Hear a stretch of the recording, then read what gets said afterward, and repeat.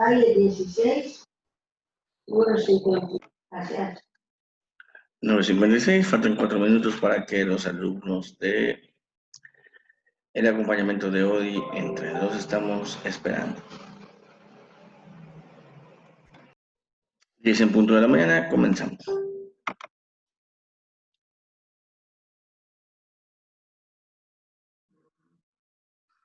Buenos días, Roseli, ¿cómo estás? Provecho. Oiga.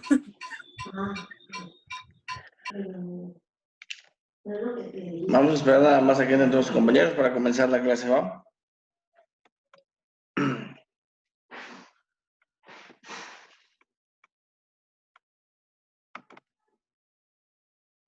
Bueno.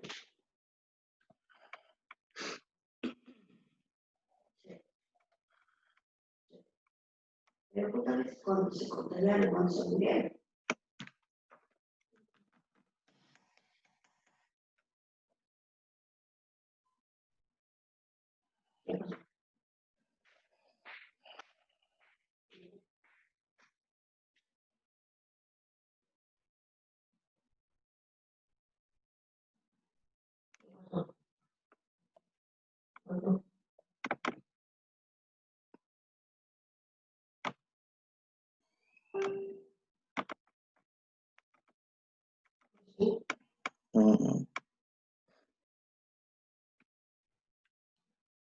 Bueno.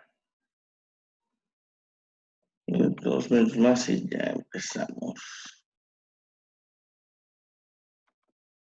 Maestro, solo somos 3. ¿Sí? ¿Por qué? Somos poquitos. Pues sí que van a ser muchas.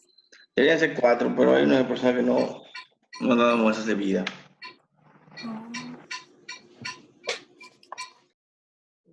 Pero sí, falta nada más a que se conecte Andrea. Hasta Coral estamos. Ya estamos completos. Solo falta Andrea. Somos 4, de hecho.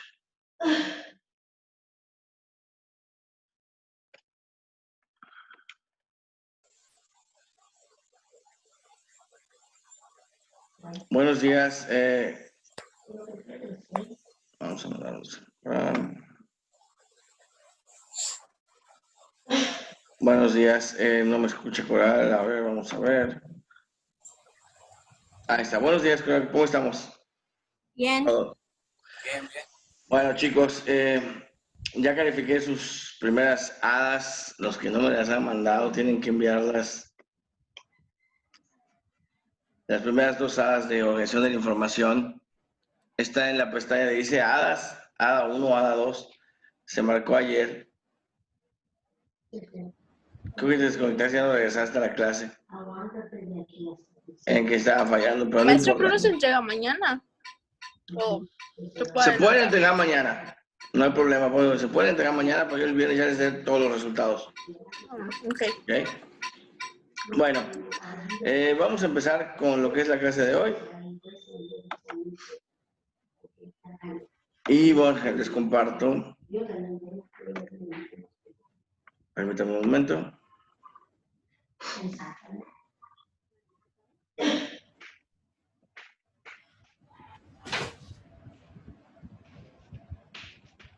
Ok, ¿se ve? ¿Ya se ve la pantalla? Dígame. Sí. Correcto. Bien, hoy vamos a hablar de los tipos de textos y sus características. ¿Cuántos tipos de texto existen o cuántos creen que existan?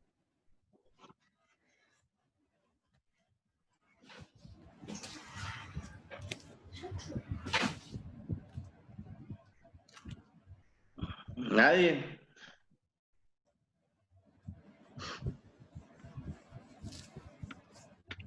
Bueno, no pasa nada. Son 3 tipos de texto. Bueno, hay que entender primero que nada que leer pues va a ayudarnos como que a mejorar pues nuestro entretenimiento, la memoria.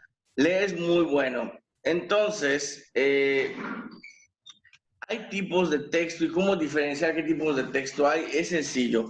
Los tipos de texto que hay son 3. Textos literarios, que bueno, los textos literarios van a ser todos los libros que realizan o manifiestan una función poética. ¿Se acuerdan que habíamos visto función poética? O literaria. Ya sea que sea como elemento fundamental en la poesía, por ejemplo, se ve, o como elemento secundario, como la narrativa, el cuento, la novela.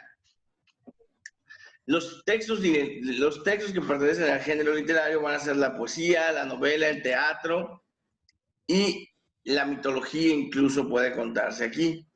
Se van a clasificar en narrativos, líricos y dramáticos, ¿ok? El texto literario se califica o se clasifica en texto narrativo, texto lírico y texto dramático. ¿Cuál es cada uno? El texto narrativo se refiere... A ver, permítame.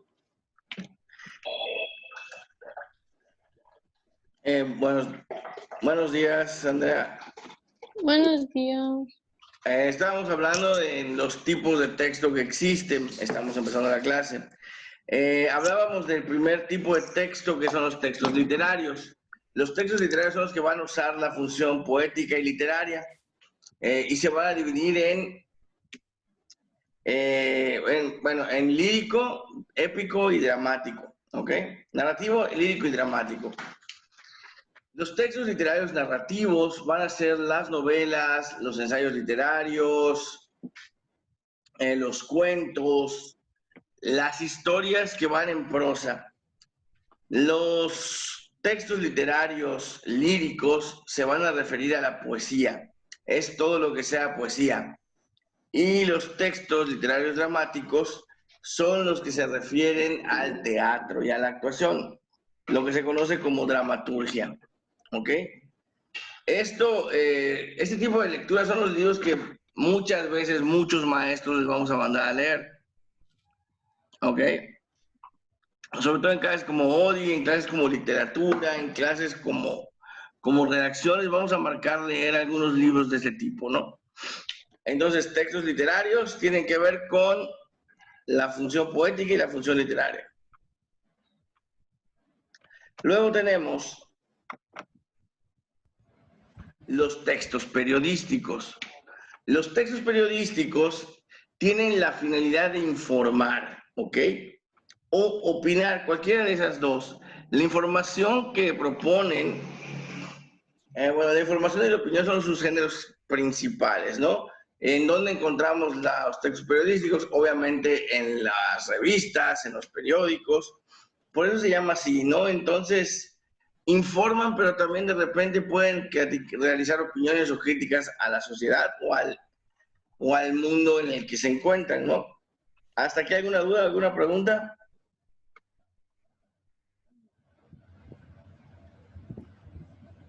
¿Todo tranquilo? ¿Todo bien? ¿Ninguna duda? ¿Ninguna pregunta?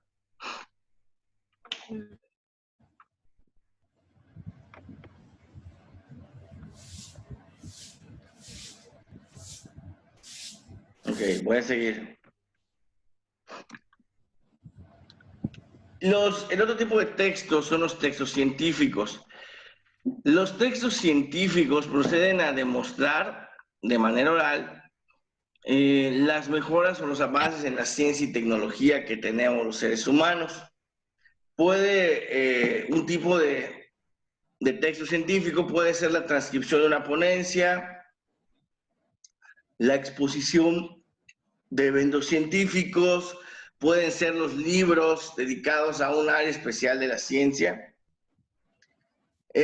Otro ejemplo de eso son las tesis, las memorias de licenciaturas, los artículos científicos y también los artículos de geografía científica. Se puede emplear, de hecho estos textos son caracterizados porque emplean un lenguaje muy específico y se van a dirigir siempre a expertos determinados en estos temas. Ok, si yo les pusiera de ejemplo, vamos a ver, Coral, la novela de Don Quijote, ¿qué texto es? ¿Qué tipo de texto es? Literario. Muy bien. Andrea, el periódico Por Esto, ¿qué tipo de texto es? Ese su nombre lo dice. Textos periódicos. Periodísticos. Muy bien. César. Vamos a llevarla con tirabuzón.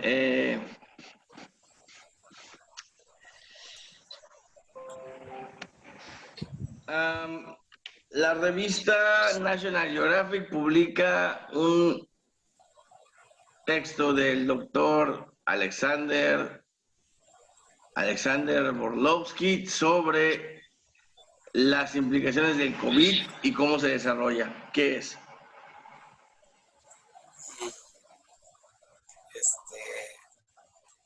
Texto científico. Bien, muy bien. Ruggeri.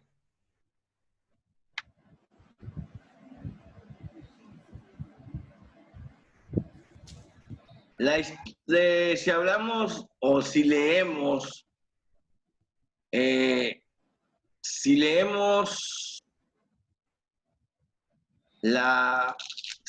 el proceso de construcción que Ian Fleming tuvo para construir un robot que podía viajar a la Luna o que podría viajar a la Luna, estamos hablando de qué tipo de texto.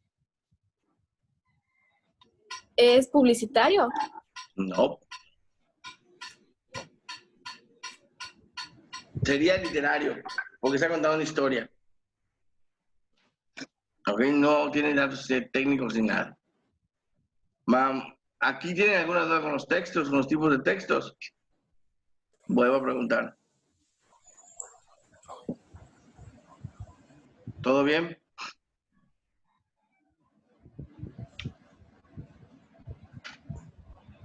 Bueno, vamos a continuar.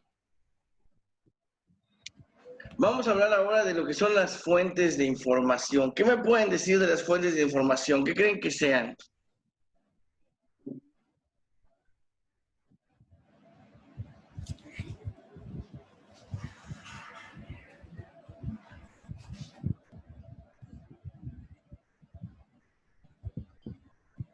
¿Nadie? Bien. Cuando hablamos de fuentes de información, chicos, estamos hablando de los diversos tipos de documentos que van a tener datos, pueden ser útiles, de hecho son útiles, que nos van a ayudar a satisfacer una necesidad de información o conocimiento, ¿ok? Van a ser tres tipos de fuentes de información: fuentes primarias, fuentes secundarias y fuentes terciarias. ¿Cuáles son las fuentes primarias? Bueno, las fuentes primarias de información son las que tienen información original y son escritas siempre de primera mano. Quiere decir que no ha sido filtrado, evaluado o interpretado por nadie, son producto de la investigación de una sola persona, ¿no? Pueden encontrarse en formato de libros, en formato de publicaciones, de revistas, en formatos como fichas bibliográficas, como microfilmes, como videos o discos compactos. Por ejemplo, vamos a ver, y esto también funciona en la cuestión de, ¿cómo se llama? Funciona también en las cuestiones de investigación, por ejemplo, periodística. Una fuente primaria de información periodística es la que me genera la información directa. Por ejemplo, si yo escribo un libro sobre el proceso de calentamiento, de calentamiento global, a través de lo que yo investigue y yo hago las medidas y todo, va a ser una fuente de investigación primaria. Si soy un reportero, mi fuente de investigación primaria es y quiero reportar un accidente, las fuentes primarias son las personas que vieron el accidente o que sufrieron el accidente. Obviamente, como reportero, yo tengo que llegar y preguntarles. ¿Hasta aquí hay alguna duda? Fuentes primarias es cuando la persona crea la información o es testigo directamente de ella, no participa en todo lo que fue el proceso. Las fuentes secundarias, sin embargo, contienen esta información primaria, pero de una manera sintetizada y organizada, ¿no? Están creadas para facilitar el acceso a las fuentes primarias y a sus contenidos. Siempre las vamos a utilizar para confirmar las fuentes primarias o ampliar la información que tengamos de una. Por ejemplo, yo leo una revista que habla sobre el libro que escribí o que escribí sobre el calentamiento global.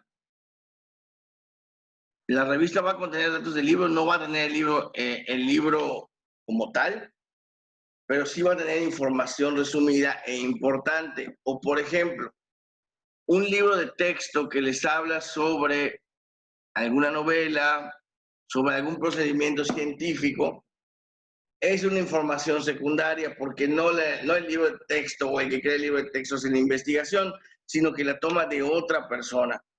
¿Estamos? En caso de una investigación o de un reportero, ¿cuál sería la fuente secundaria? Cuando yo le pregunto a alguien que no estuvo involucrado, por ejemplo, al familiar en el accidente que vimos, le voy a preguntar al familiar o a la abuelita de la persona cómo está. Oye, ¿qué pasó con tu nieto? ¿Cómo estuvo en el accidente? Lo que me vaya a decir la abuela es lo que pasó en el accidente, pero ella no es testigo primario, ¿ya? ¿Queda claro esta? O eso puede ser un poquito complicado. Bueno, vamos con las fuentes terciarias. Las fuentes terciarias de información son lo que conocemos como ficheros o como fichas bibliográficas o como referencias. Son referencias o guías que nos van a decir en dónde una fuente secundaria obtuvo la información o en dónde se encuentra la información. Por ejemplo, un catálogo que les dice, un catálogo de libros, por ejemplo, de texto, de biología. Les voy a decir dónde está la información primaria o secundaria, pero no es el libro como tal. Como cuando ustedes buscan en Google un libro o una pregunta, siempre les va a dar las referencias de los libros. Esa lista de referencias de libros es lo que se conoce como fuente terciaria. ¿Ok? ¿Sí queda claro, chicos? Vamos a ver. Roseli.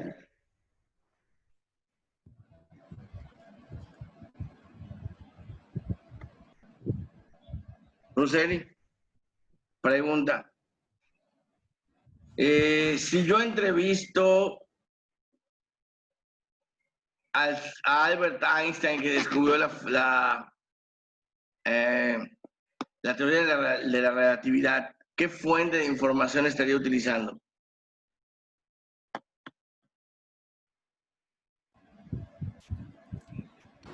Primaria. Muy bien, muy bien. César.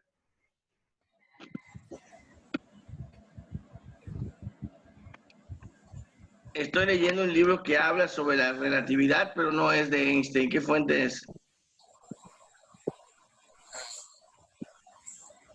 Terciaria. No. Es fuente secundaria porque me brinda la información que creó Einstein, pero de manera más resumida. ¿Coral? ¿Estás por allá? Sí. Bien. Te pido que me digas qué fuente de información es un catálogo de libros de literatura. Terciarias. Muy bien. Todo lo que se refiere a catálogos o listas va a ser información terciaria.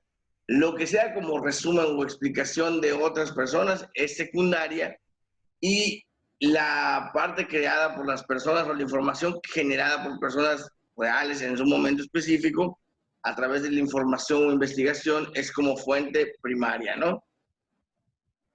Hasta aquí está claro entonces.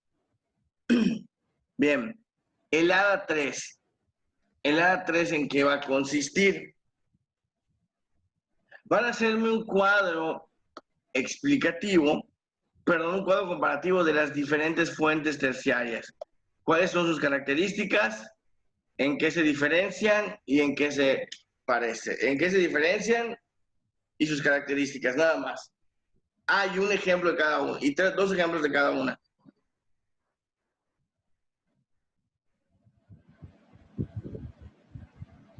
¿Hasta aquí estamos bien?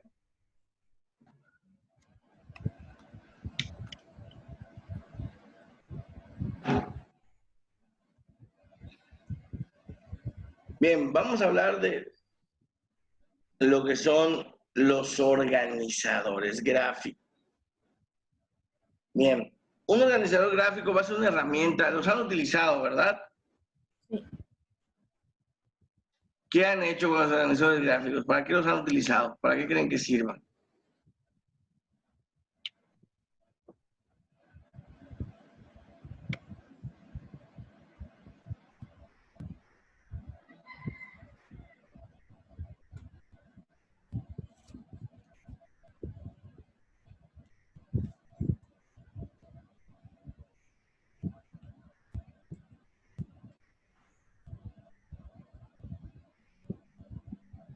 Nadie.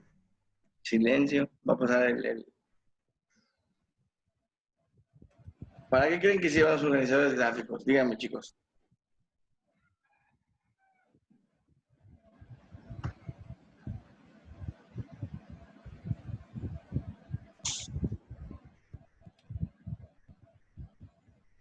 Bueno, ¿qué es un organizador gráfico, primero que nada? Los organizadores gráficos es una manera visual de acomodar la información para que puedan ustedes facilitar un aprendizaje o para que puedan plasmar sus ideas de manera más concisa. Siempre se utiliza el contenido educativo y pues lo que buscan es que contribuir a que ustedes sean quienes organicen la información. Los organizadores gráficos tienen una ventaja, son muy fáciles de utilizar, son rápidos de consultar y pues bueno, va a ayudarles tanto a hacerlos como leerlos, a comprender siempre el contenido explicado de una manera más amplia, ¿no? Ustedes cuando hacen organizadores gráficos pueden comparar información, ordenar acontecimientos y estructurar cierto tipo de información.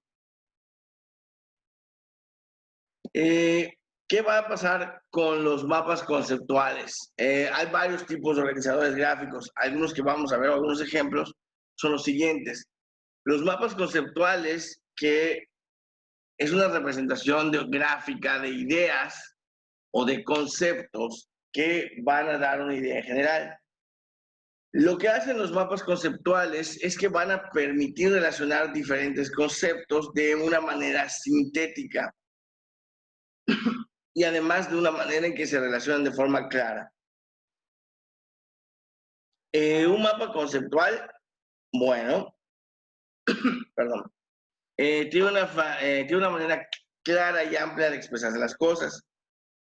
Siempre van a requerir uso de conectores y que relacionen las ideas para que se facilite el repasar el contenido. Un ejemplo de esto es el siguiente. ¿Qué es un sistema? Un sistema puede ser espiritual o material. Si es espiritual, es un sistema, se puede llamar religión. ¿Qué otro tipo de religiones hay? Religión cristiana y otras religiones que no voy a ahondar, ¿no? ¿Quién domina la religión? La iglesia. ¿Cuántos tipos de iglesia hay? Pues hay iglesia católica, sectas y hay otro tipo de iglesias. ¿Quién forma parte de este sistema religioso? El feligrés. Ok, hay otro sistema que es el material. El sistema material está dominado por la política. ¿Cuántos tipos de política hay? Pues hay dos, centro y extremos, que son derecha e izquierda. ¿Quién maneja o quién regula la política? El Estado. ¿Quién tiene un Estado? Cada país independiente. ¿Cómo se llaman los miembros de ese Estado? Ciudadanos. Entonces, a partir de esos conceptos, de una sola palabra, eso es muy importante, el mapa conceptual siempre va a llevar una palabra que se va a entrelazar con otra idea. Podemos crear una explicación bastante concisa que les va a funcionar a ustedes. Otro ejemplo es el diagrama de Venn. Este ya lo vieron en lógicas, en pensamiento lógico, ¿se acuerdan? Bien, el diagrama de Venn solo va a ser para representar categorías y conjuntos. ¿Para qué funciona? Para determinar qué grado de una y otra cosa son compatibles, perdón, o forman una sola disciplina. Por ejemplo, tenemos la del conocimiento. El conocimiento va a ser un conjunto de verdades y creencias, ¿ok? Entonces, tanto verdades como creencias van a formar parte de este conocimiento. Como se unen acá los dos círculos, la parte central es lo que generan. Eso es el diagrama de Venn. Luego tenemos, a ver, un cuadro comparativo. ¿Qué es un cuadro comparativo? Van a averiguar tablas donde hay semejanzas y diferencias de varios elementos, ¿no? ¿Esto para qué nos sirve? Nos sirve para comparar y para encontrar ventajas y desventajas entre ideas. Yo puedo hacer un cuadro comparativo, por ejemplo, de comprar en Walmart y de comprar en La Mega. O un comparativo de comer, no sé, papas Flaming, Doritos Flaming Hot a comer Takis Fuego, ¿no? Yo voy a poder hacer esas comparaciones de beneficios, diferencias, semejanzas. Para eso va a funcionar el cuadro comparativo. Este es un ejemplo, este es un ejemplo de el cuadro comparativo. Tenemos, por ejemplo, tipos de transmisión en cuestión de Internet, que es par trenzado, cable coaxial y fibra óptica. ¿Cuántos datos produce cada uno? ¿Cuál es el ancho de banda que alcanzan? ¿Y cuántas separaciones o qué tanta posibilidad hay de que tengan lag o un retraso, como vemos aquí? A partir de esto yo puedo decir que la fibra óptica, a pesar de que tiene un poquito más de separaciones, es la que más me conviene por el ancho de banda y la razón de datos en total que maneja, por ejemplo. ¿Tienen alguna duda con esto, chicos?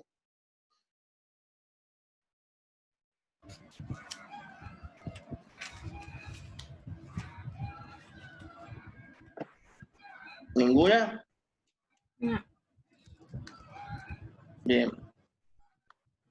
Tenemos el cuadro sinóptico. ¿Qué es un cuadro sinóptico? Un cuadro sinóptico se va a utilizar siempre para ordenar información de alguna temática, utilizando una jerarquía. Siempre va a seguir una jerarquía. El cuadro sinóptico va de lo general a lo particular.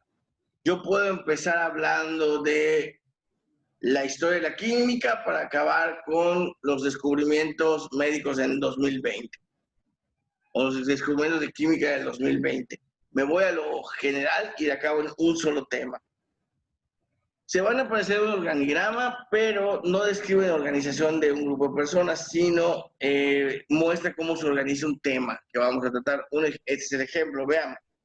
La idea general va a generar tres ideas principales. Cada idea principal genera una idea complementaria y a cada idea complementaria se le van a sumar los detalles de lo que se está investigando. ¿Hasta aquí queda claro?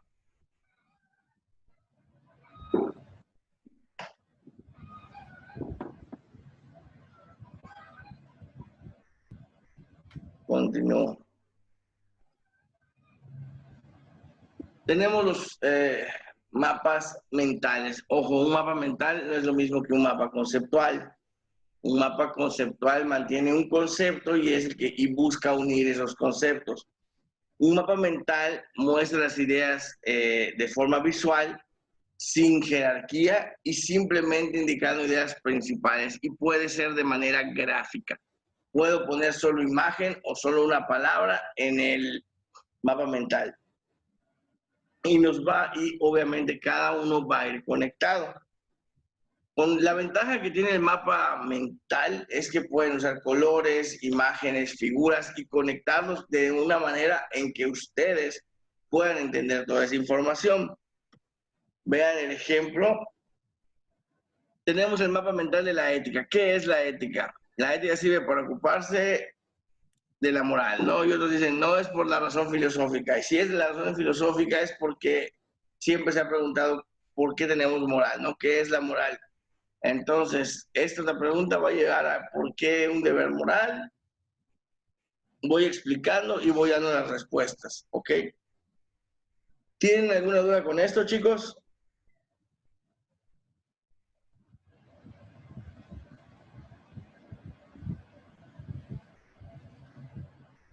¿Preguntas? ¿Ninguna? Bien. Eso sería todo en cuanto a cuestión de mapas mentales. Vamos a hablar de lo que viene siendo el ADA 3 y la entrega del proyecto final. El ADA 3 va a consistir en que ustedes van a realizar, como les dije, un cuadro comparativo sobre, ya que sabemos que es un cuadro comparativo, sobre los 3 tipos de información, como les dije, cuáles son sus características, cuáles son sus diferencias y además 3 ejemplos de cada uno. Luego de eso, el proyecto integrador va a contar o va a ser el siguiente. Con el proyecto integrador van a hacer una investigación de lo que son los mapas, de lo que son los organizadores gráficos, los van a explicar con sus palabras, pero además van a elegir 2 temas libres, los que quieran, y van a hacer o van a escoger un organizador gráfico para explicarme ese tema libre. Por cierto, el trabajo de investigación de este proyecto final debe tener como mínimo 3 cuartillas.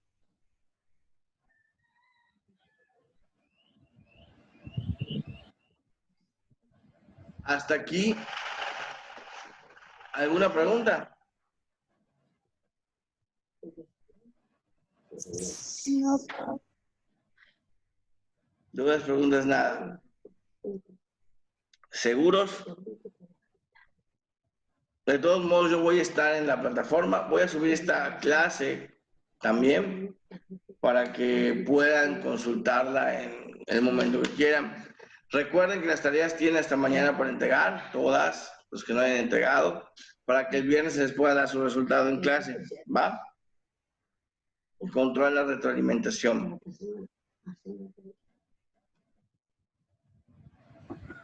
Lo dejamos hasta aquí, ¿les parece?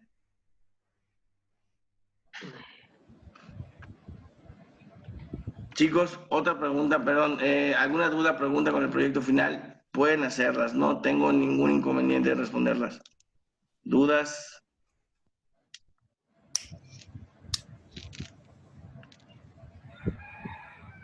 Nada. ¿Seguro entendieron lo del proyecto y todo? ¿Así de rápido? Sí, sí. Bueno. Entonces sí, lo dejamos hasta aquí por hoy. Ya pueden empezar a trabajar con sus proyectos para que me entreguen el día de mañana. Tienen hasta las 5 de la tarde para entregarlo, para que yo lo califique en toda la tarde que queda, ¿va? Bueno, entonces, nos vemos el día viernes. Chicos, que tengan excelente día. Cuídense. Y los que toman etimología, los vemos en un rato.